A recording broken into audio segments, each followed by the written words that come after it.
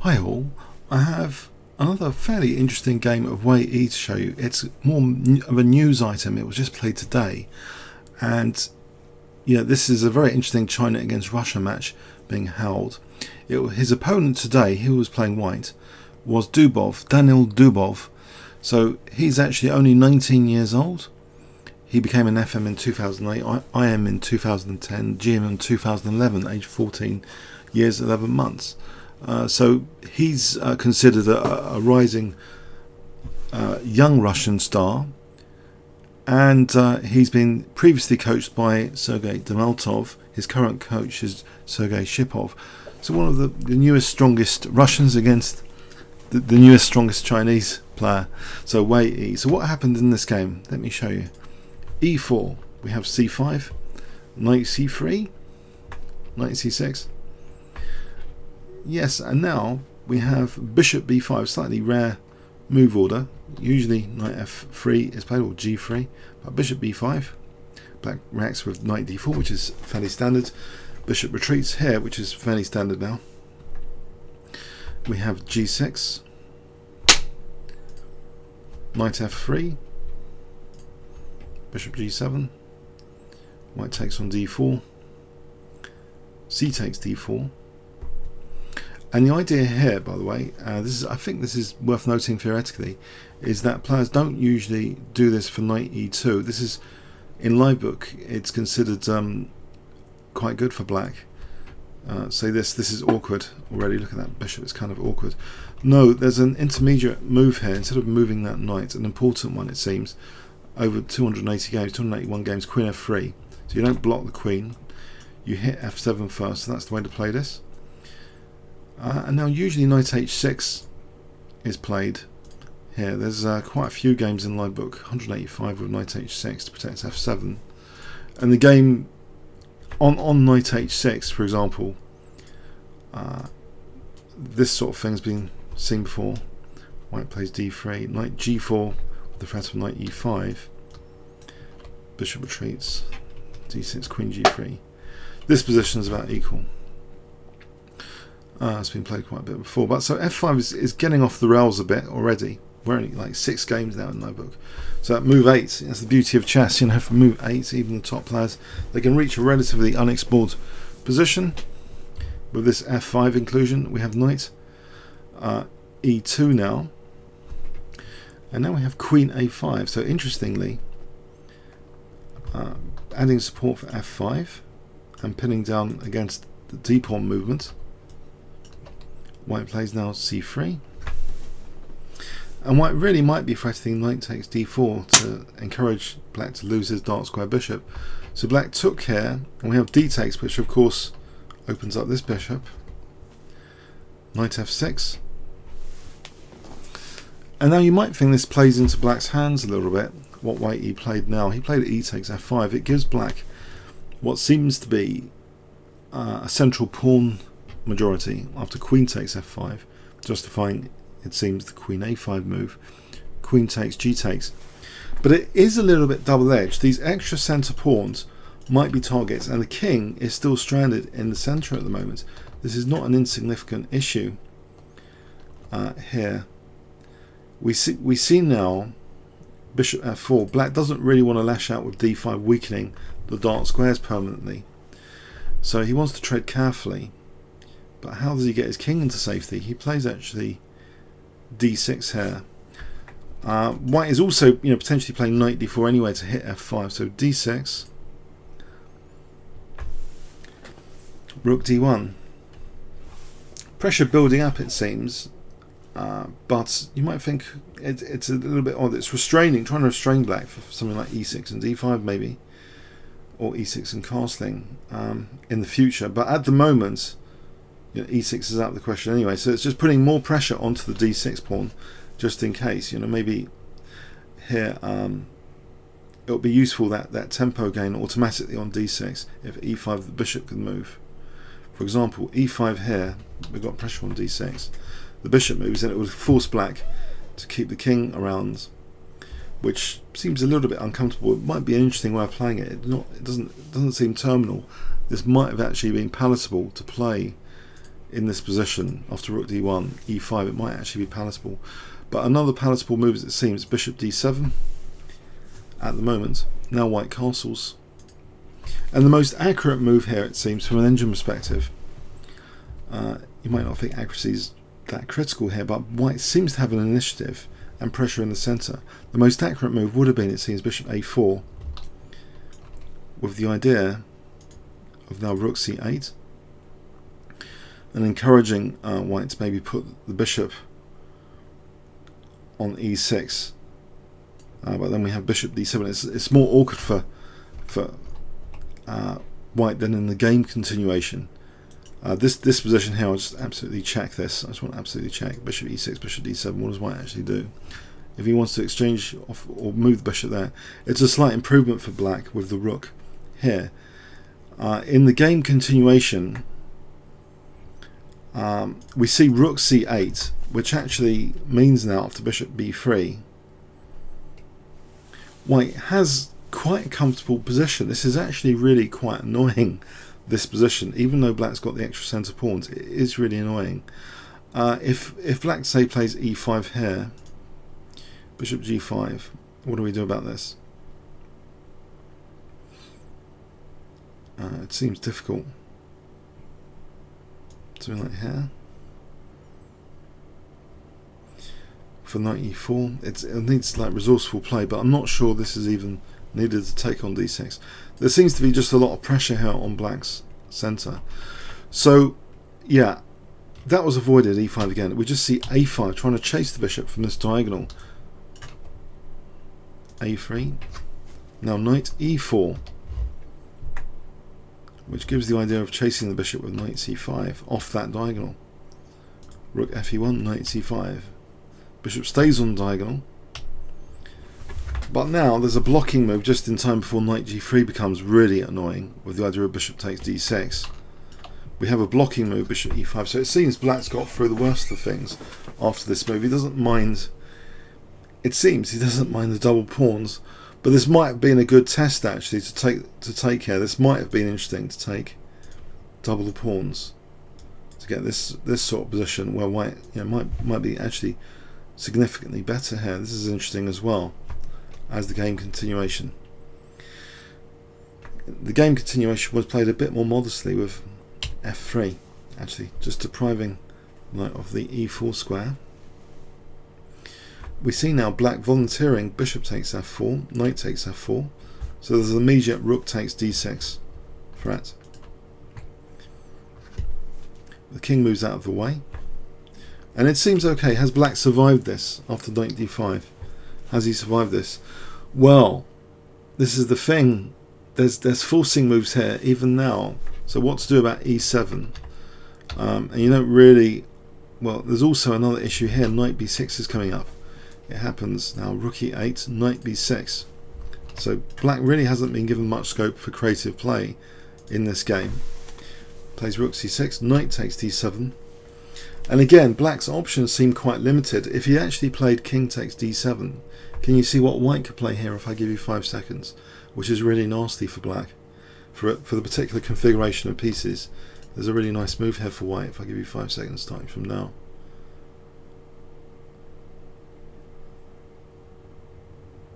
Okay, bishop c4 is really annoying for bishop b5. Yeah, it's like forcing the winning material. But yeah, so knight takes d7. So white's got the bishop versus knight, but what about black's extra central pawn majority? Well, unfortunately, these pawns are a bit forkable now. This is quite a good move. Rook d5. What does black do? He tries to defend the pawns with rook c5. But now we have rook takes c5, knight takes c5, and move b4. White still has a pleasant advantage here. He actually played knight a4 now. If the knight, say, goes here, this could be a little bit annoying. Bishop e6, and it takes, you know, white's got a certain amount of pressure and locking down the liberation of black central pawns, which is important. Otherwise, they can come down, crashing down with past pawn implications, etc. But here it seems that they're under locking key in this particular position, with white having a pawn majority. So this will be quite nice for white. But no, we have knight a4 hitting c3, and a clever move here, not just passively kind of defending or trying to defend c3. Say a move like rook e3 was played. I think black's okay with f4, then maybe something like b5, and I think black will start to be quite comfortable potentially. White doesn't really want to risk a position where black gets comfortable with this knight on a4. No, what he did instead is it's a very, very nice move here. Bishop b3, inviting knight takes c3, and it's a bit risky to actually take this. The knight actually moved back actually. If knight takes c3, rook e3, and this is difficult for black.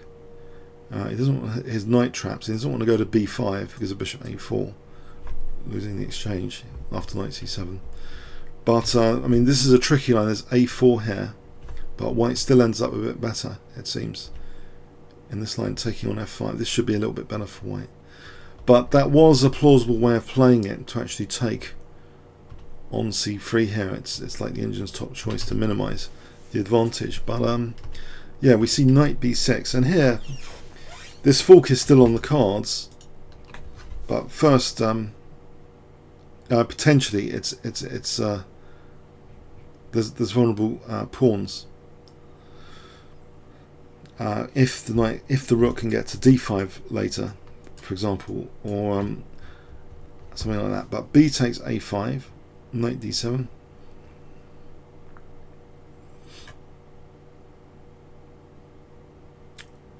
Rook b1.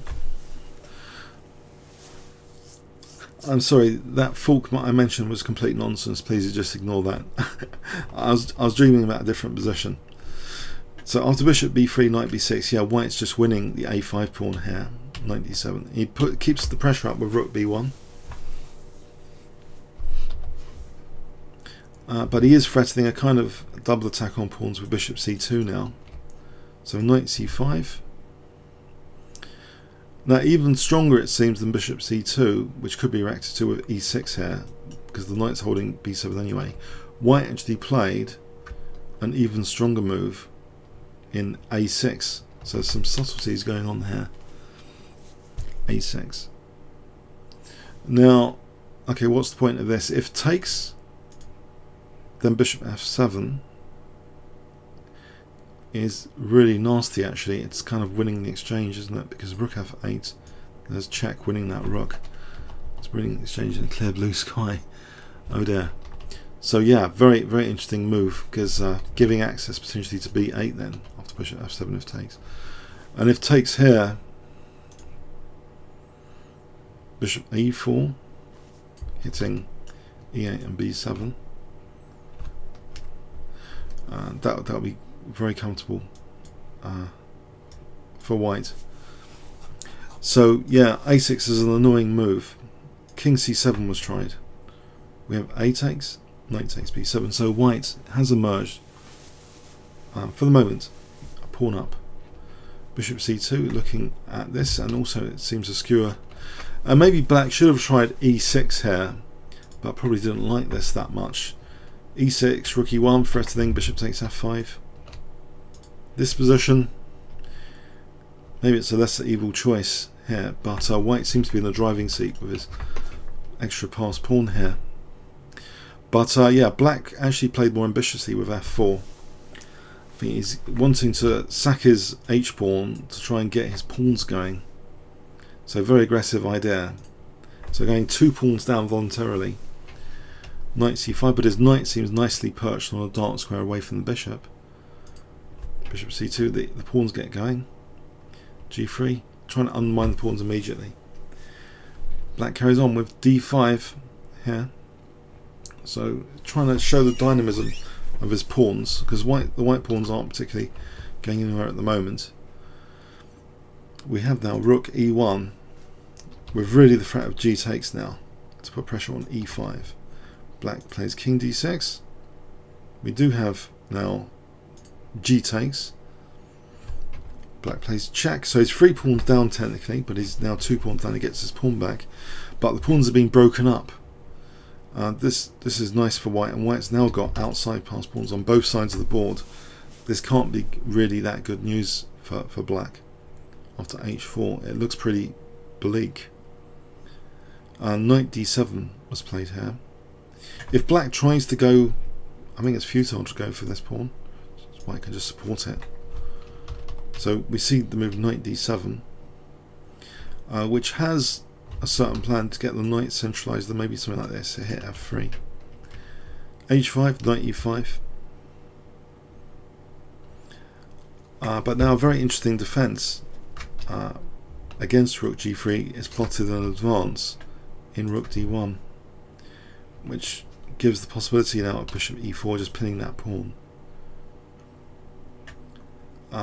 Black goes in for rook g3 here. He's in a very difficult position.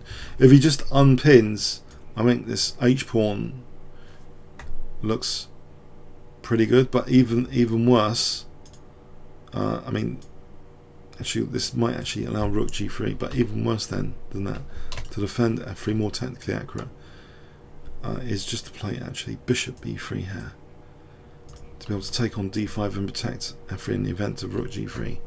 So black's in real trouble. So here, yeah, black didn't waste time unpinning the pawn. He played rook g3, allowing the exploitation of that pin and defending f3. Rook h3, getting behind at least one of the dangerous passed pawns, and it might be worth consideration to get behind this if possible, if this can be munched first. We have bishop takes d5, the king steps out of the way. So yes, it looks bleaker and bleaker, doesn't it? 3 pawns down without hope, any hope at all, it seems. Bishop e4,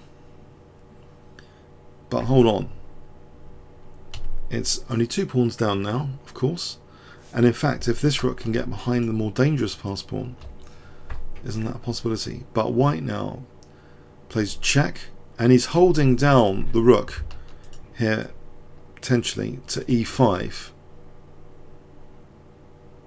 He actually plays a4, which is a very, very logical move, and black hasn't got time really to get behind this pawn if he wants to get a rook behind that pawn, because if he plays a check, then he's just blundering this knight. But what happens now is black plays another obvious move to try and reduce the material deficit. King takes c3, so it's only 1 pawn down. 1 pawn down, is it that bad? Have things improved? Okay, and it seems like white's tied down. The bishop's got to protect the rook here, otherwise, maybe knight g4 winning the rook. So we see here the move. Well, let me ask you about this position. This is at move 48. What would you play here as white if I give you 5 seconds starting from now?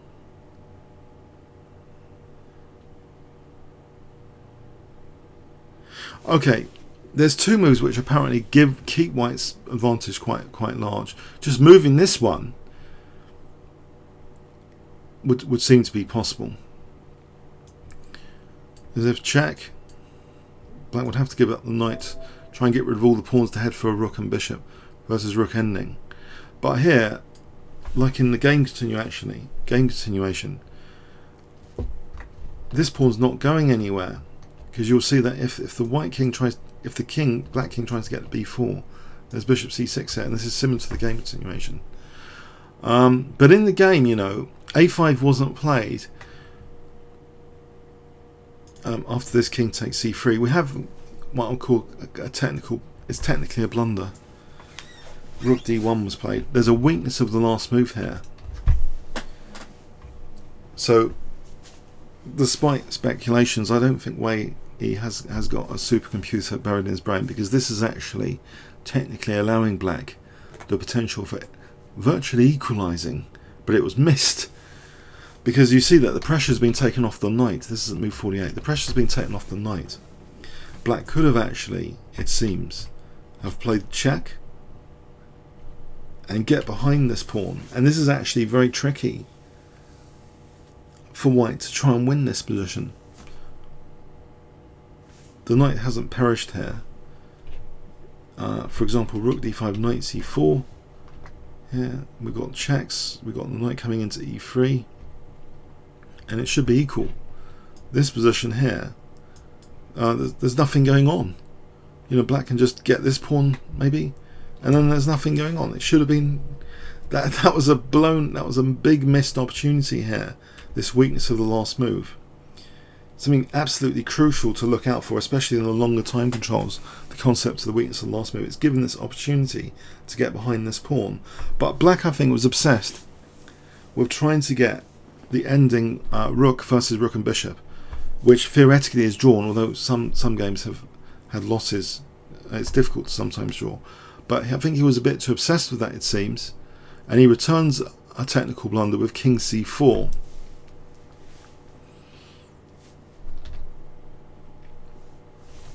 Okay, now here we have rook d5, king c3, as though black believes, well, he's knocked out the c3 pawn and he's one step closer from wiping out all the pawns. If he just sacrifices knight and gets behind this pawn and munches that, then we have that rook and bishop versus rook ending. Wei Yi plays a5 here. Again, either a5 or king f1 are really strong moves. They were in that other position like I tested you on, because it wouldn't have allowed you know, the check with tempo to, it wouldn't have let the pressure off e5. But here a5 is actually strong. We have the check, and black trying to reach his ideal dream ending to try and draw this game. He snaps off one of the two remaining white pawns and tries to win the other now by force with rook a2. The snag is here. Rook b5 cuts off the king from b4. Bishop's of the right square as well. The king tries to get to that b4 square by nudging the rook. The rook's not going anywhere. If it goes anywhere, then king b4, and it's virtually like it's going to be tricky. No, we have instead white's play here. What would you play here? Accuracy needed, guys. What would you play in this position? I'll give you 5 seconds starting from now. You're playing white.